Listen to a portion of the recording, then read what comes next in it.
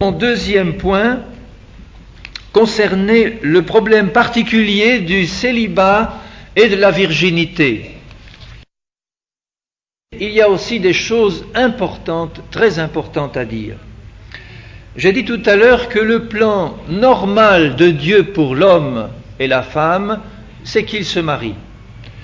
C'est le plan normal de Dieu. Mais il y a dans la parole de Dieu des passages particuliers qui nous montrent dans le cœur de Dieu une bénédiction et un appel particulier pour le célibat. Et je voudrais voir avec vous ces passages. Il est vrai qu'il faut pour cela un don et un appel particulier du Seigneur, mais Dieu peut appeler un homme ou une femme à rester célibataire, volontaire. Il ne s'agit pas de ceux qui sont forcés à être célibataires parce qu'ils ne trouvent pas de conjoint et qu'ils le voudraient bien. Ils ont la ressource de la prière, de la foi pour trouver un partenaire que Dieu a prévu pour eux.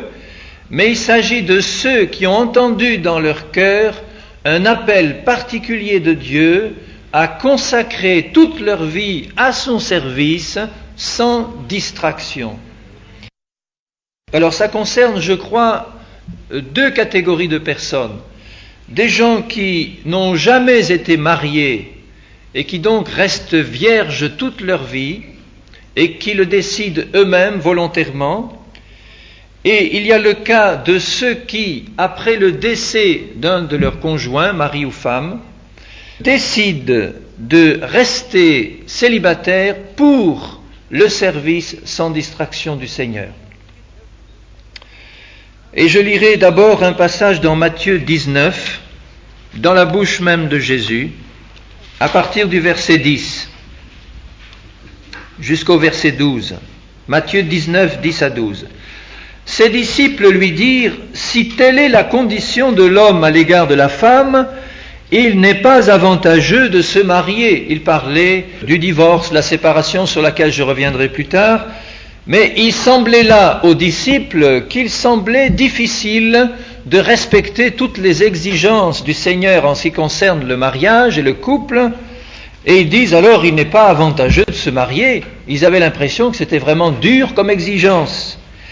Jésus leur répondit au verset 11, « Tous ne comprennent pas cette parole, mais seulement ceux à qui cela est donné. » Vous voyez, c'est un don de Dieu particulier qui est donné à certains, de comprendre cela, une parole de Dieu pour eux.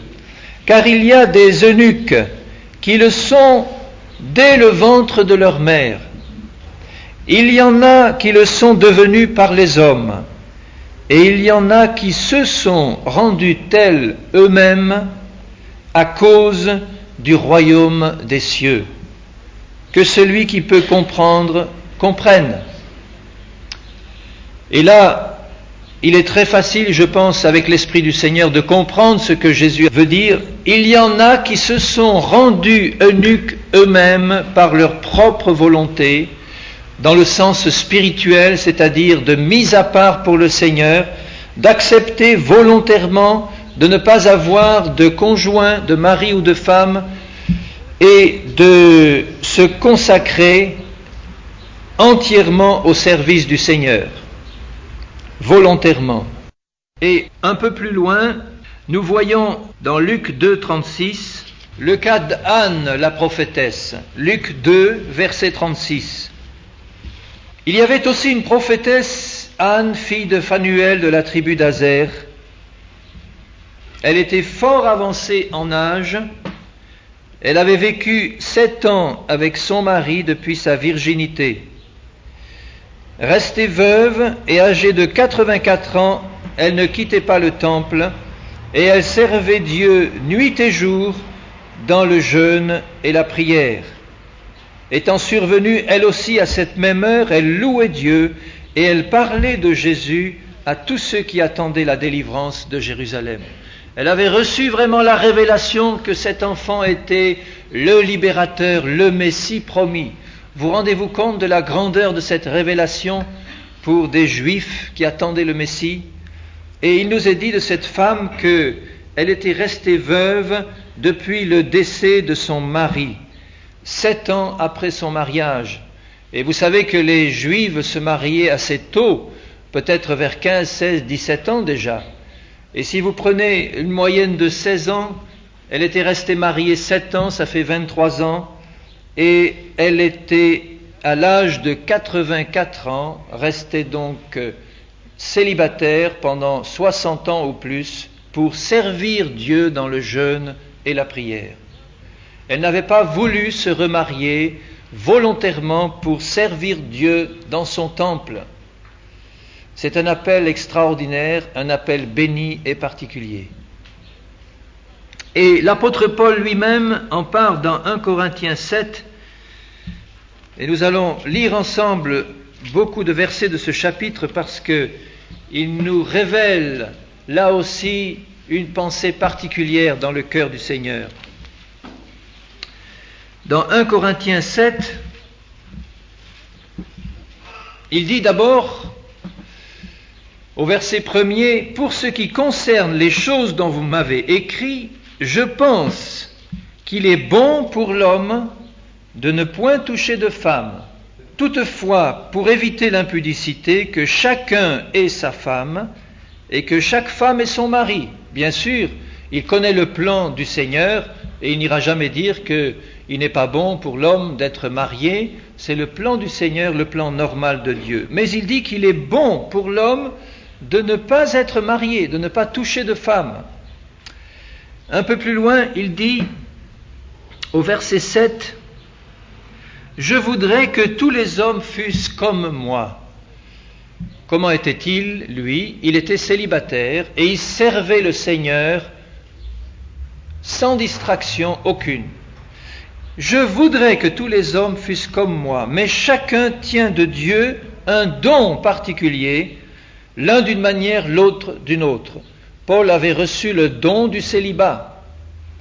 Ça ne veut pas dire qu'il acceptait facilement d'être célibataire. Je connais le cas de certaines personnes à qui Dieu a demandé d'être célibataire et qui auraient bien aimé se marier, mais qui ont compris que le plan parfait de Dieu pour eux, pour lui ou pour elle, c'était de rester célibataire pour le service du Seigneur. Et en acceptant, Dieu donne la grâce, la force et le don de rester célibataire sans brûler. Puisque celui qui brûle, il ne peut pas rester célibataire, il doit se marier. Donc Dieu donne une grâce particulière, un don particulier, mais il y a aussi un appel de Dieu. Veux-tu me servir sans distraction? Veux-tu te faire eunuque toi-même pour le royaume des cieux et me servir sans distraction? Et quand Dieu fait cet appel, si nous répondons « Oui Seigneur, je sais, ça me coûte, j'aurais aimé fonder un foyer, avoir un mari ou une femme, mais j'entends ton appel, il est clair dans mon cœur et je réponds, je te demande la grâce, le don de vivre cet appel comme tu veux que je le vive. » Et Dieu le donne évidemment. Alors pourquoi l'apôtre Paul insiste tant là-dessus? Et il dit qu'il est bon de rester célibataire. Il nous donne certaines raisons dans ce chapitre. Au verset 28, il nous dit ceci. « Si tu t'es marié, tu n'as pas péché. Si la Vierge s'est mariée, elle n'a pas péché. Mais ces personnes auront des tribulations dans la chair et je voudrais vous les épargner. » Une raison indiquée là, c'est que le fait de se marier n'est pas un péché, évidemment, mais va entraîner des tribulations, des épreuves, des difficultés dans la chair, dans notre vie personnelle, dans notre corps même. Cela va entraîner des tribulations dans notre vie personnelle, des soucis, des problèmes, des difficultés entre époux, entre enfants et parents, etc. Des tribulations dans la chair que Paul veut leur éviter pour qu'ils puissent se consacrer entièrement à ce service du Seigneur. Une autre raison, au verset 32, je voudrais que vous fussiez sans inquiétude. Celui qui n'est pas marié s'inquiète des choses du Seigneur. Celui qui est marié s'inquiète des choses du monde ait des moyens de plaire à sa femme, ce qui est tout naturel quand on est marié.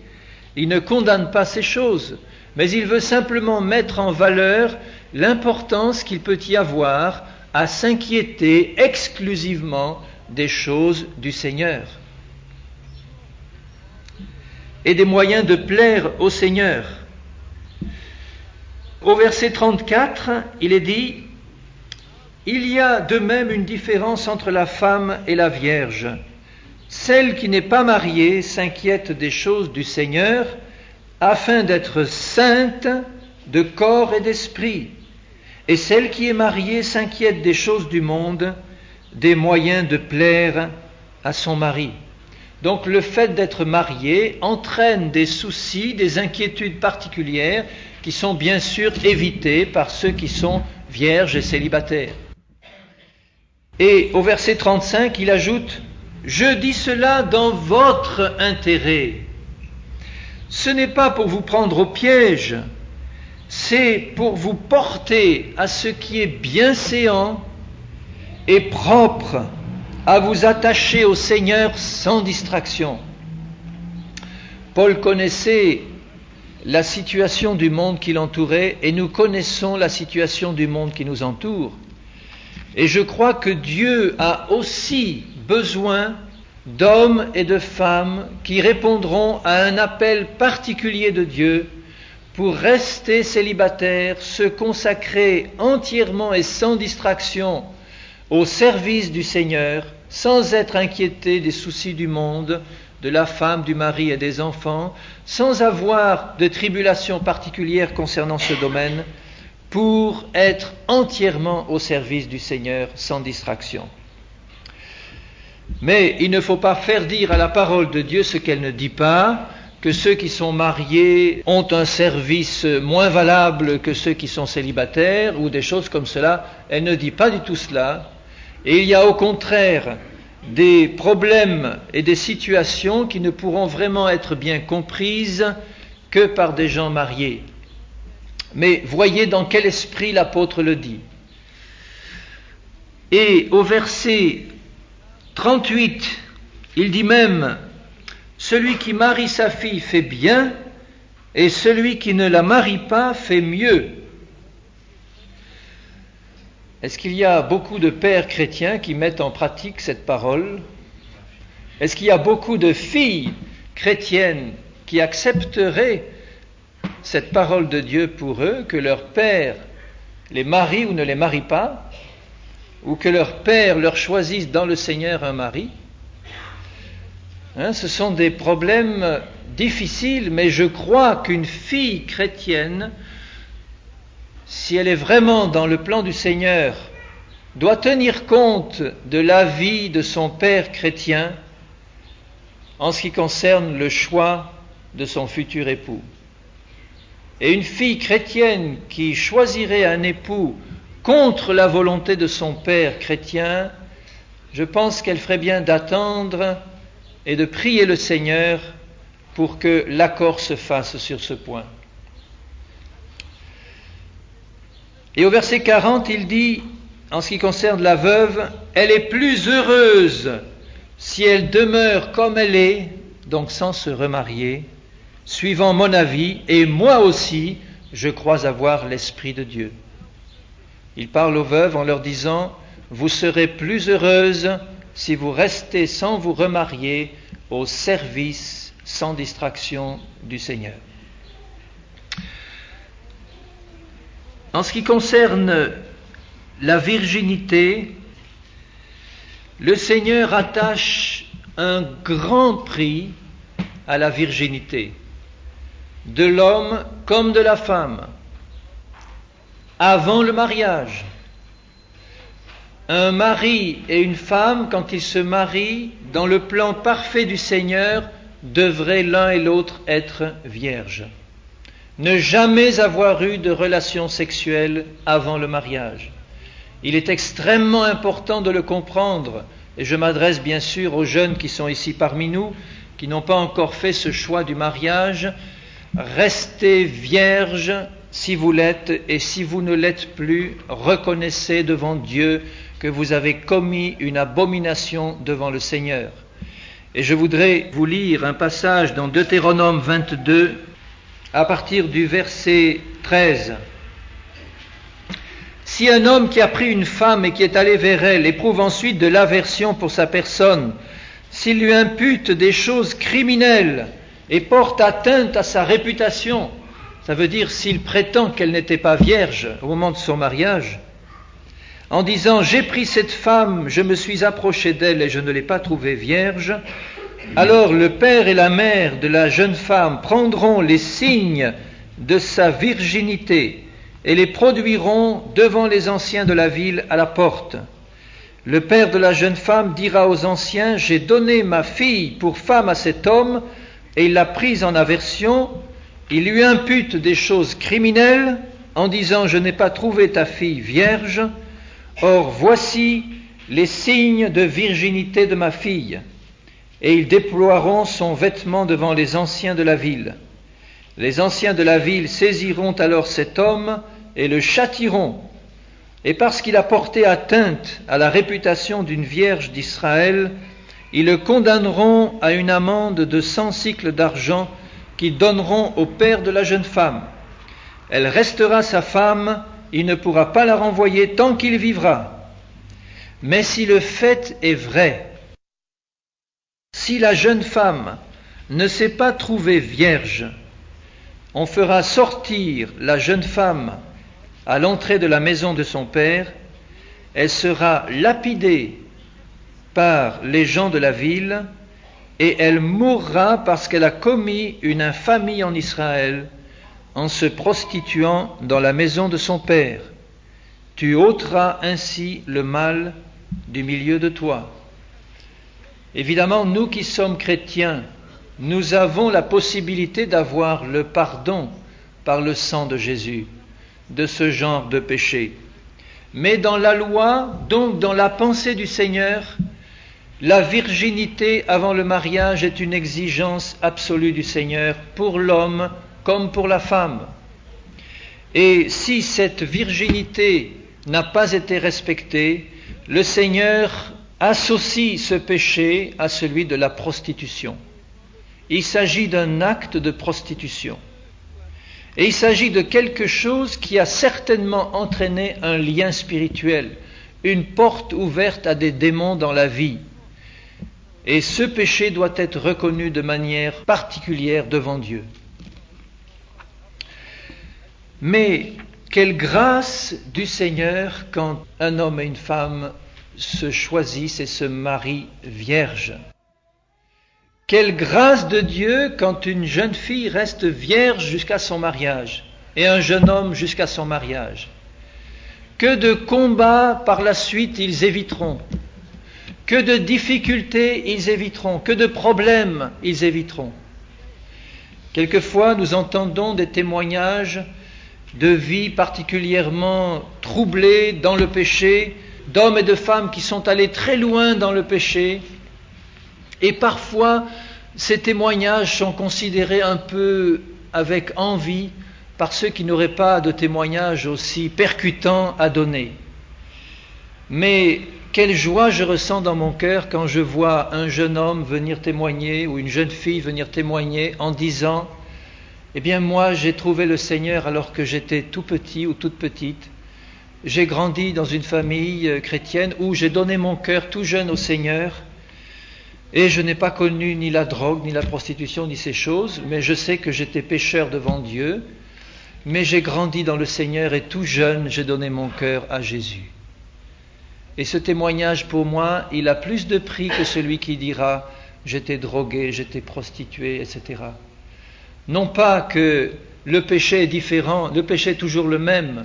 Quelqu'un qui donne son cœur à Jésus tout jeune est aussi pécheur et a besoin du sang de Jésus.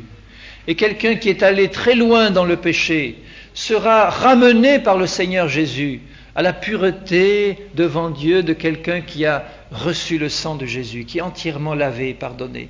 Mais il aura des combats que n'aura pas connu celui qui a été vierge jusqu'à son mariage, ou celui qui n'est pas tombé si loin dans le péché. Il y aura quand même un salaire à payer, non pas au sens le salaire du péché, mais au sens que ce qu'un homme a semé, il le récoltera aussi. Des combats, des tribulations dans la chair, des combats contre les démons, des choses que ne connaîtra pas de la même manière celui qui s'est gardé pur devant Dieu, celui qui n'a pas connu ces choses. Alors vous comprenez ce que je veux dire? Je veux dire que nous sommes tous pécheurs devant Dieu, que ce soit celui qui se prostitue ou celui qui se donne tout jeune au Seigneur, il doit avoir le sang de Jésus pour laver son péché. Mais il y a des conséquences de notre péché passé dans les combats, dans les tribulations, dans les situations que nous vivons, que nous pourrons éviter si nous nous maintenons purs et saints devant Dieu. Et je parle notamment aux jeunes qui m'écoutent. Alors, conservez précieusement cette virginité et demandez la grâce de Dieu pour la garder jusqu'à votre mariage.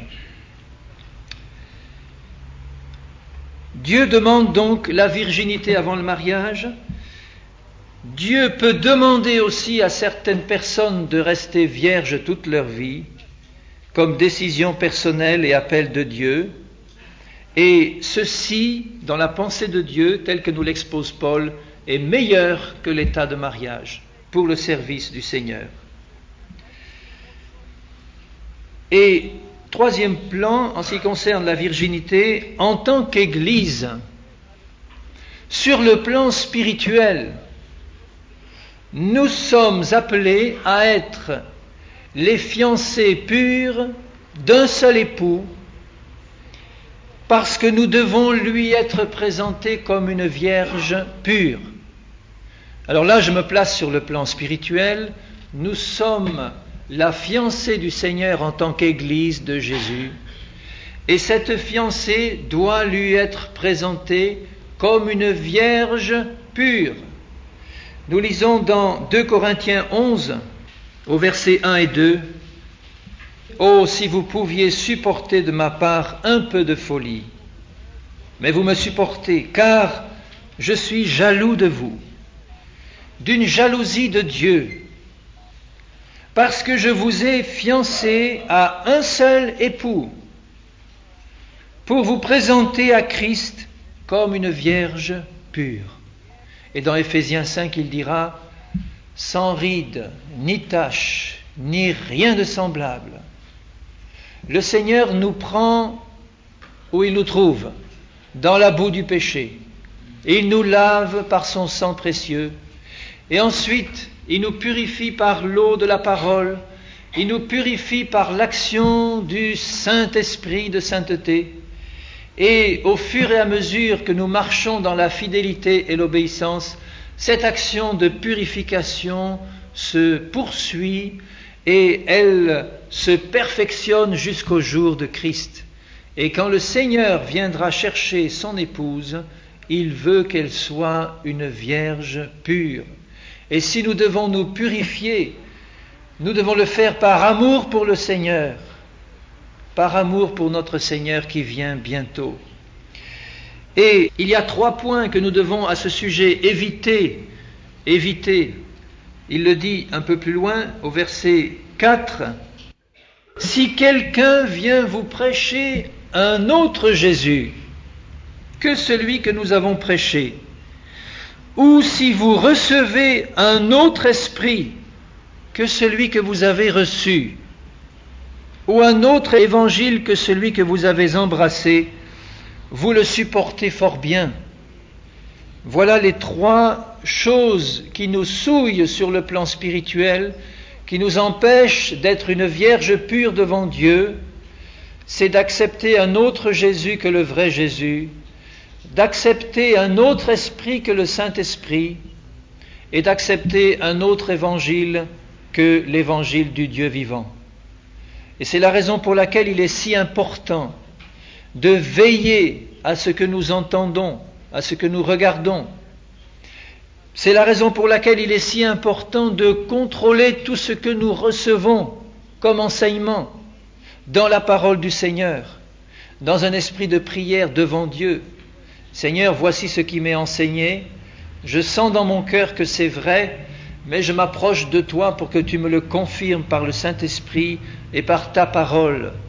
Je veux étudier moi-même ta parole pour que tu m'éclaires par le Saint-Esprit et que je puisse contrôler tout ce qui m'est dit. Dieu appelle des ministères pour annoncer droitement sa parole, mais cela ne nous dispense pas de vérifier tout ce qu'ils disent, comme les Béréens le faisaient pour Paul, l'apôtre. Nous devons le faire, parce que quand la séduction vient, la séduction, ça veut dire 2% d'erreur dans 98% de vérité, ou 5% d'erreur dans 95% de vérité. Et c'est ces 5% qui nous souillent devant Dieu. Et nous devons veiller à être et à rester des vierges pures. En passant, je vous signale ici que Paul dit « Si vous recevez un autre esprit que celui que vous avez reçu ».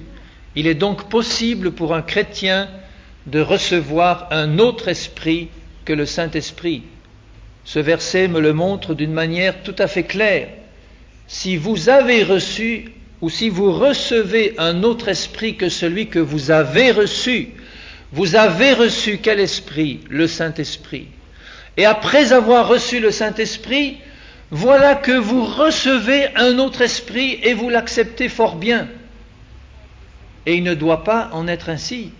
Après avoir entendu le message du véritable évangile, nous ne devons pas accepter sous aucune façon un autre évangile, ni un autre Jésus. Il y a des Jésus qui ne sont pas le vrai Jésus. Et j'ose dire ici, avec tout l'amour que je porte aux catholiques, que le Jésus catholique n'est pas le vrai Jésus. Et je le dis clairement en tant qu'ancien catholique lourdé. Je ne veux pas dire que quand on est catholique, on ne peut pas connaître le vrai Jésus. On peut très bien le connaître. Et à ce moment-là, il nous conduira dans toute la vérité progressivement par le Saint-Esprit de vérité. Mais le Jésus qui est annoncé par la doctrine catholique n'est pas le vrai Jésus de la Bible, et je le dis fermement. C'est un autre Jésus que le Jésus de la Bible. C'est un Jésus qui est mis à mort et sacrifié à chaque messe, alors qu'il est écrit que Jésus a été offert une seule fois pour le sacrifice des péchés, et que ce sacrifice unique suffit. Donc, le Jésus qui est sacrifié à chaque fois à la messe n'est pas le vrai Jésus. Alors je le dis, et cela me vient, je n'avais absolument pas planifié de le dire, je le dis parce que certainement certains ici, ou certains qui écouteront ces messages, auront besoin d'entendre cela.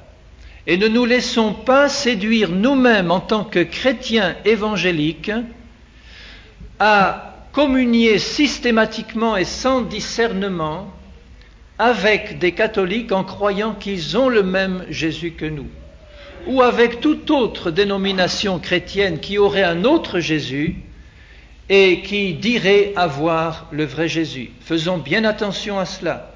Ne nous mettons pas avec des infidèles sous un joug étranger.